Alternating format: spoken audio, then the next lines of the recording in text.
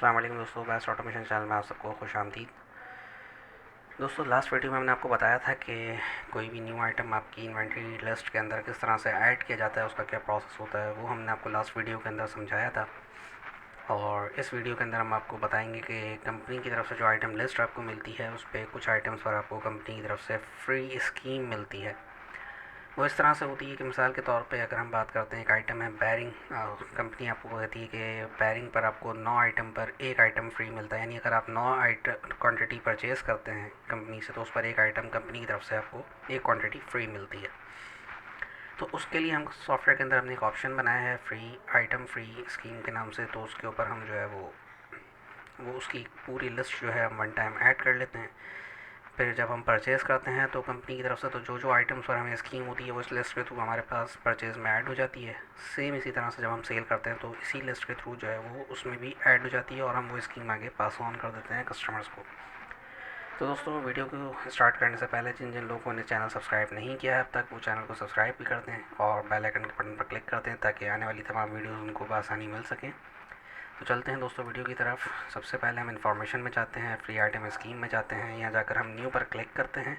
Item list add करने के लिए हम न्यू पर क्लिक करते हैं। क्लिक करने के बाद हम डेट पर फोकस हो जाता है। उसके बाद हम एंटर करते हैं तो ये आप देख रहे हैं कि कोड पर जो है वो इस वक्त आ चुका है फोकस।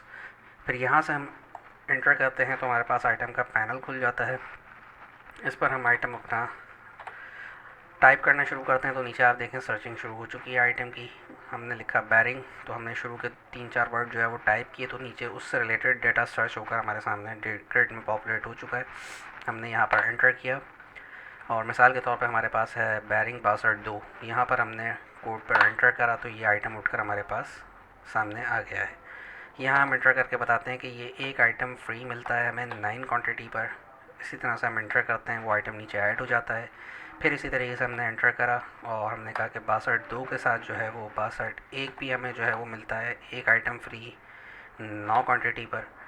इस तरीके से दोस्तों हम आइटम अपने एंटर करा, हमने देखें ये भी ऐड हो गया। तो इस तरह से हमारे पास 40, 50, 100 जितने आइटम्स के ऊपर भी हमारे पास स्कीम होती है तो हम उसको वन बाय वन इसी तरह से पूरा इंटर करके एक पूरी लिस्ट की सूरत के अंदर ऐड कर लेते हैं। और जब वो ऐड हो जाती है तो फिर हम उसको यहाँ पर जाकर सेव के बटन पर क्लिक कर देते हैं। तो हमारे पास इस तरह से फ्री आइटम लिस्ट सेव हो जाती है। इसको मैं यहाँ से कैंसिल करता हूँ। कैंसिल करने के बाद मैं इसे यस करता हूँ और इनवाइस नंबर पर जैसे ही मैं 1 लिखता हूँ तो देखिए ये आइटम लिस्ट मेरे पास सेव हो चुकी है। दोस्तों, ये तरीकाकार था फ्री आइटम लिस्ट को अपने पास सेव करने के लिए, ऐड करने के लिए। और ये हम वन टाइम ही करते हैं। तो उसके बाद हमें बार बार जो है जब हम परचेज़ करते हैं तो वहाँ पर ये बताने की ज़रूरत नहीं होती ख़ुद से कि इस आइटम के ऊपर जो है वो स्कीम है, और है तो कितने आइटम्स कितनी क्वांटिटी के ऊपर जो है वो अवेलेबल है। ये सारी चीज़ें वो इस लिस्ट के थ्रू जो है सॉफ्टवेयर ख़ुद से जो है वो वर्क कर लेता है। अच्छा दोस्तों, उसके बाद हम चलते हैं, सेकंड ऑप्शन है इसमें अपडेट आइटम रेट के नाम से, इस पर चलते हैं। अच्छा, ये ऑप्शन हमने इसलिए बनाया है कि कभी इस तरह से होता है कि हमारे पास मिसाल के तौर पे जो लिस्ट होती है आइटम की 400-500-600 आइटम की, तो उसमें से 40-50 आइटम या 10-15-20 आइटम के ऊपर जो है वो रेट कंपनी चेंज कर देती है और फिर आपको लिस्ट जो है वो दोबारा से सेंड करती है। तो आप उस लिस्ट में देखते हुए यहाँ पर जो है वो अपने पास अपडेट रेट का फॉर्म जो है ऊपर से ओपन कर लेते हैं और यहाँ जाकर आप जो है उसके अंदर बैरिंग हम टाइप करते हैं तो ये देखें बैरिंग हमारे सामने आ चुका है। अच्छा, इसके अंदर जो है वो हम एंटर करते हैं। उसके बाद हमने मिसाल के तौर पे बैरिंग 62 हम इसको हम यहाँ से एंटर करते हैं तो ये आइटम उठ के हमारे पास नीचे आ जाता है।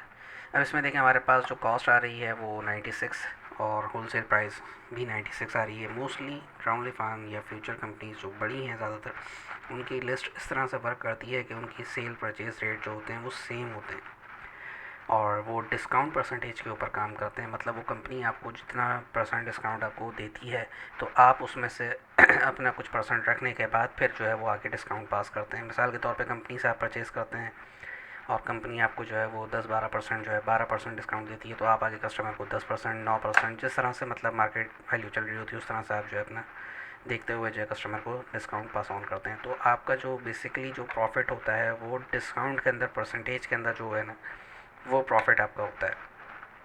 कुछ जगहों पर जो है वो रिटेल वर्क ज़्यादा होता है तो वो अपने हिसाब से अपने रेट जो है वो होलसेल के और रिटेल के जो है वो बना लेते हैं।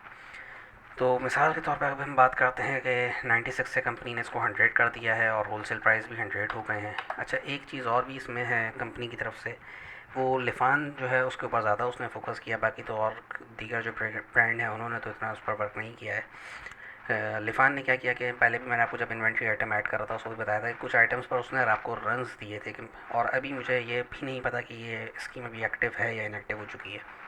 तो बहरहाल एक ऑप्शन हमने इसके अंदर रख दिया था।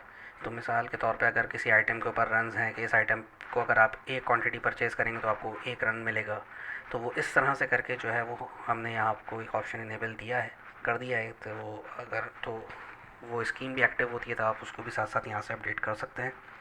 दैन फिर आप एंटर करते हैं। अगर आपके पास रिटेल वर्क है तो आपने कहा कि भाई मिसाल यही आइटम मैं 110 रुपये का रिटेल में सेल करता हूँ, और उसके बाद एंटर करा। यहाँ से आप इसकी जो एम क्वांटिटी यानी मिनिमम क्वांटिटी है उसको भी अपडेट कर सकते हैं। जैसे अगर आपने कहा कि ये आइटम के ऊपर मेरे पास बैरिंग मेरे पास जो है मिनिमम 50 क्वांटिटी में होना चाहिए एट अ टाइम, उससे अगर कम हो जाए तो मुझे जो है वो उसकी रिपोर्ट आ जाए और फिर मैं उसको दोबारा से ऑर्डर कर सकूँ।